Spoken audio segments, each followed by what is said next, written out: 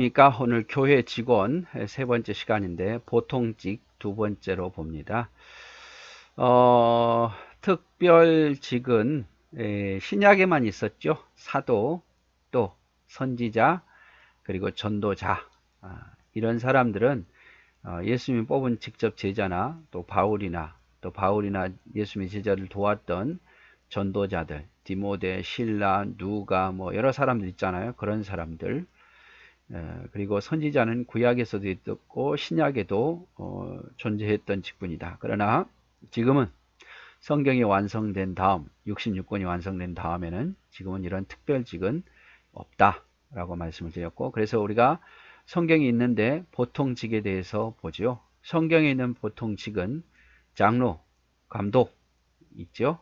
그리고 목사도 한번 쓰이긴 했습니다만은 장로, 감독, 그리고 집사, 교사 이렇게 있었습니다. 우리가 앞 시간에는 장로와 감독에 대해서 봤습니다. 그래서 감독과 장로는 서로 다른 게 아니라 장로하면서 감독을 하기도 하고 또 감독이면서 장로이기도 하고 이렇게 교차되게 사용되는 경우가 많았고, 또 장로는 가르치는 장로와 치리하는 장로로 또 나누기도 했다 이 말이죠. 그래서 지금 가르치는 장로를 목사라고 말하고 치리하는 장로를 지금 우리가 흔히 말하는 장로님 이렇게 보는 거죠. 그래서 보통 장로는 교회 소속이고 목사는 노예 소속이다.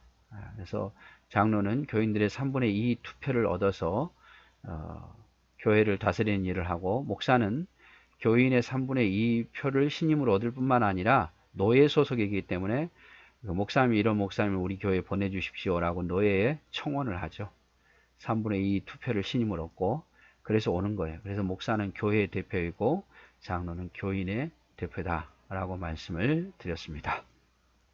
자, 오늘은 이제 교회 직원 보통직 두 번째 뭐가 있죠? 집사가 있습니다. 자, 집사직은 신약 교회에 있어서 목사, 장로, 감독 다음으로 중요한 직임이었습니다. 일반적으로 집사의 기원을 사도행전 6장 1절에서 6절에 있는 7사람으로 생각하고 있습니다.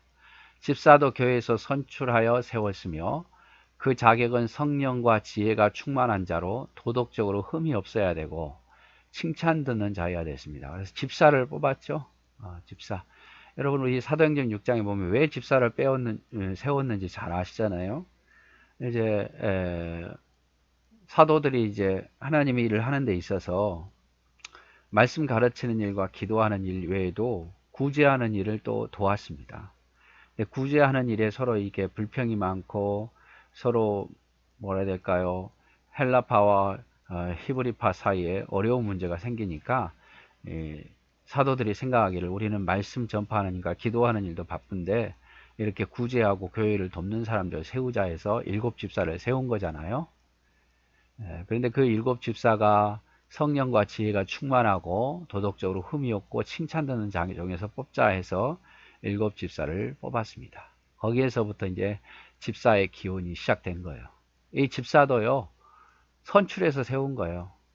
그런데 교회 안에는 이제 집사가 두 종류가 있죠. 안수 집사와 서리 집사가 있습니다. 서리 집사는 1년마다 한 번씩 또 재임명해야 되고 1년직이에요. 1년직. 그리고 안수집사는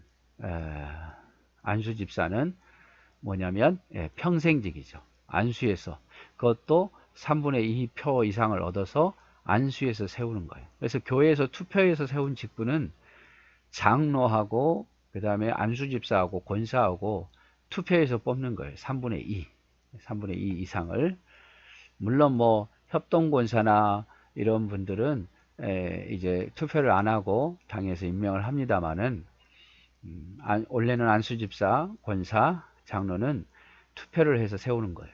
목사는 이제 노예에서 세워서 교회가 요청하면 교회가 3분의 2 이상을 이분을 모시겠다라고 하면 이제 노예에서 오는 거고, 그래서 엄밀한 의미에서 목사는 교회에서 투표해서 세우는 게 아니죠. 왜냐하면 목사는 노예 소속이니까. 근데 이제 들어올 때 신임, 이런 분 우리가 신임합니다라는 의미에서 투표하는 거지, 목사를 세우기 위해서 투표하는 게 아니라 목사를 청빙하기 위해서 투표하는 거예요. 자, 그래서 집사도 이렇게 투표해서 세웁니다. 여기서 말한 집사는 안수 집사를 의미하는 거예요. 자, 집사의 직무는 주로 교회의 재정적인 사무와 궁핍한 자와 병든 자를 돌보는 일입니다. 다시 말하면 목사와 장로, 감독 등이 그들의 주요 직무인 기도하는 것과 말씀 전하는 것을 전무하기 위해서 다른 일들을 맡게 한 자들입니다. 스데반과 빌립과 같이 전도에 힘쓴 자도 있었으나 그것은 집사로서가 아니라 그리스도인으로서 했다고 보아야 합니다. 그래서 집사가 하는 일은, 맨 처음에 집사가 해야 할 일은 구제하는 일, 교회의 어떤 잘 자란 일들, 사도들이 신경 쓰지 않도록 잘 자란 일을 하고 구제하는 일을 주로 했어요. 그런데 이제 나중에 그 집사가 결국 재정 출납하는 일까지 전무하게 되는 거죠. 그래서 집사의 가장 중요한 것은 교회 살림이에요. 교회 살림. 교회 살림이 제대로 돌아가도록 관리하는 거죠. 헌금이 들어오면 그 헌금 개수하고 지출하는데 하고, 그래서 살림이 잘 돌아가도록. 그 살림이 잘 안 돌아가면 누가 책임을 져야 됩니까? 이제 집사들이 자기 사비를 털어서라도 그것을 이제 채워져 나가는 거. 그것이 이제 집사가 해야 할 일이죠. 집사가 해야 할 일. 집사의 직무 보면 디모데전서 3장 10절에 보면 집사의 직무가 나와 있습니다. 이에 이 사람을 먼저 시험해서 보고 그 후에 책망할 것이 없으면 집사의 직분을 맡게 해라. 먼저 사람을 자세히 보고 부족한 것이 없으면, 신앙생활을 잘하면 집사로 세우라 이 말이죠. 디모데전서 6장 3절 6절 형제들아 너희 가운데 성령과 지혜가 충만하여 칭찬받는 사람 7을 택하라. 우리가 이 일을 너희에게 맡기고 우리는 기도하는 것과 말씀 전파하는 것을 전무하리라 하니 온 무리가 이 말을 기뻐하여 믿음과 성령이 충만한 스데반과 빌립과 브로고노와 니가노르와 디몬과 바메나와 유대교에 입교한 안디옥 사람 니골라를 택하여 사도들 앞에 세우니 사도들이 기도하고 그들에게 안수하니라. 디모데전서 잘못됐네요. 디모데전서가 아니라 사도행전에 보면 6장에 보면 나와 있죠. 그래서 7집사를 세웁니다. 우리가 말씀 전파하고 기도하는 일에 전무할 테니까 교회 안에 작은 일들을 돌볼 사람 7사람을 선택하라. 이래서 집사가 된 거죠. 그래서 여러분 집사가 되면요, 그만큼 감당을 해야 돼요. 항상 저는 직분을 내가 감당할 수 있는 상황 속에서 해야 된다고 저는 생각합니다. 맡아놓고 안 하면 그거 책망거리잖아요. 여러분 보세요. 누구 반장을 뽑았는데 그 반장을 뽑은 이유가 뭡니까? 우리 반을 대표해서 열심히 해달라는 것 아니에요? 그 반원들을 대표하는 거죠. 대표하는 거. 열심히 안 하면 어떻게 돼요? 욕먹는 거죠. 반장 안 했으면 그렇게 안 해도 욕을 안 먹을 텐데 반장해서 안 하면 더 욕먹는 거죠. 마찬가지예요. 교회도 일을 맡았는데 일을 안 하면 그 책망거리가 되는 거예요. 물론 그 일이 힘들기 때문에 그 일을 맡아서 감당하면 더 칭찬받는 일이지만 맡아서 일을 안 하면 책망거리가 될 수밖에 없는 거예요. 그 다음에 이제 교사. 그가 혹은 사도로 혹은 목사와 교사로 주셨으니, 여기 교사가 나오잖아요. 교사직은 사도, 선지자, 전도자와 목사직과 함께 예수 그리스도가 교회에 주신 중요한 직임 중에 하나입니다. 교사는 목사와 함께 가르치는 일에 봉사하는 자로 목사가 가지고 있는 설교권, 성례권, 훈계와 권면, 치리권이 없습니다. 근데 교사는 똑같이 가르치는 일을 하면서도 목사가 가지고 있는 설교하는 일, 또 성례 집행하는 일, 훈계와 권면하는 일, 치리하는 일, 이런 건 없어요. 다만 성경을 해석하고 가르침으로 교리를 알게 하는 거죠. 야고보는 이 교사직의 중요성을 생각하여 함부로 선생 되려고 하지 말라고 말합니다. 그래서 초대교회에 보면은 말씀을 가르치는 일에 열심히 하는 사람도 있었어요. 교사는 말씀의 은사를 받고 하나님의 세우심을 받은 자들입니다. 오늘날에는 교육 목사, 교육 전도사, 교회 학교 교사 등이 가르치는 일에 봉사하는 자들입니다. 그들은 하나님의 말씀을 가르치되 성령으로 가르쳐야 하고 사랑으로 가르쳐야 되고 교육의 목표는 하나님을 사랑하는 자를 만들고 구원 얻게 하고 또 영적으로 또 신앙이 성장하게 하는 일들을 하는 거죠. 그래서 교육 목사도 있고요. 교육 전도사도 있고 교회학교 교사도 있고 교사는 아주 중요한 직분이에요. 정말 교사는요. 영혼을 가르치는 일이니까 누구보다도 더 많이 기도하고 특별히 가르치는 은사를 받아야 됩니다. 대부분 교사들은요. 가르치는 은사가 있겠죠.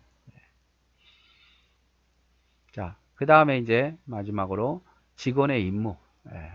모든 직원, 목사, 장로, 안수집사, 권사, 교사 다 직원이잖아요. 교회 직원이 해야 할 임무 몇 가지만 제가 말씀을 드리면 첫째, 주일성수입니다. 절대로 교회 직원은 주일성수해야 돼요. 어디서? 본 교회에서. 아주 특별한 일이 있을 수도 있지요. 뭐 병원에 입원해서 교회를 못 나올 정도 된다. 아니면 너무 거리가 어디 출장을 가서 너무 먼 거리가 된다. 그러면 그때는 어쩔 수 없지만 할 수만 있으면 본교에서 주일 성수를 해야 됩니다. 이게 직원의 사명이에요, 직원. 그리고 교회 공적 집회에 참석할 의무. 꼭 주일 성수뿐만 아니라 교회 공적 집회, 예배가 있다면 또 어떤 교회가 전체적으로 하는 행사가 있다면 항상 참석해야 돼요. 참석해야 돼요. 그렇지 않으려면 직원을 맡으면 안 되죠. 교회 직원이라 하면 절대 주일 성수해야 되고 그리고 교회 공적인 일에 늘 참석해야 돼요. 그리고 교회 직원은 또 다른 맡은 일도 있을 거 아니에요. 어떤 부서를 어떤 기관을 맡았으면 그 직분에 헌신해야 돼요. 헌신해야 돼요. 모범이 돼야죠. 모범이. 성도들의 사범 본이 돼야 되고 본이 돼야 되고.